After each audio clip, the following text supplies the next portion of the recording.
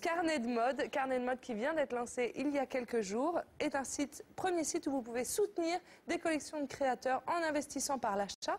C'est Arbia Smithy, très jolie Arbia, qui a lancé ça il y a quelques jours et nous croyons en elle, donc elle va vous expliquer comment ça marche.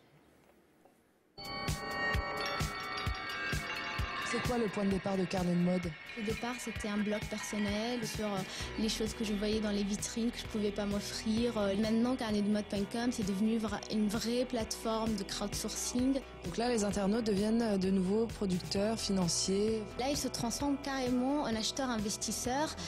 Et bien sûr, il aura le droit donc de partager le succès de son créateur qu'il a soutenu au départ en ayant une part de ses gains. C'est de l'investissement en faisant simplement du shopping. C'est quoi, vous, le but ultime? Alors, c'est de trouver le nouveau créateur numéro 1, comme en musique? Surtout, voilà, promouvoir des jeunes créateurs, parce qu'il y en a tellement. On est à Paris, la capitale de la mode. Il n'y a que ça aujourd'hui. Il n'y a que des créateurs qui galèrent pour avoir un financement pour leur production. Moi, j'ai pas la prétention de dire celui-là, c'est lui qui va être le prochain Lagerfeld ou le prochain Lacroix.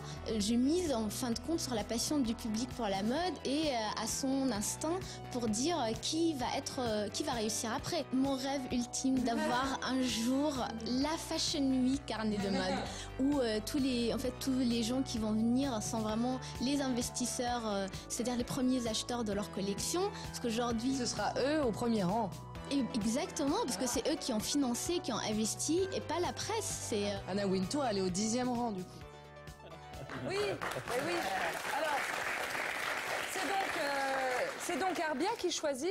Tous les mois, elle mettra 4 nouveaux créateurs. On aime, on n'aime pas, on a un coup de cœur sur une pièce, on décide de l'aider et en plus on a un retour sur investissement et on a la robe avant tout le monde. Donc je trouve le système très très malin. De toute façon, j'aime bien quand on se débrouille entre nous en fait.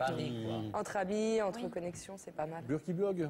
Burkiblog, oui, tout à fait. Merci beaucoup Daphné. Ariel. Dans ces 10 dernières années, j'ai refusé 20 fois Lara Fabian comme copine sur Facebook. J'ai été le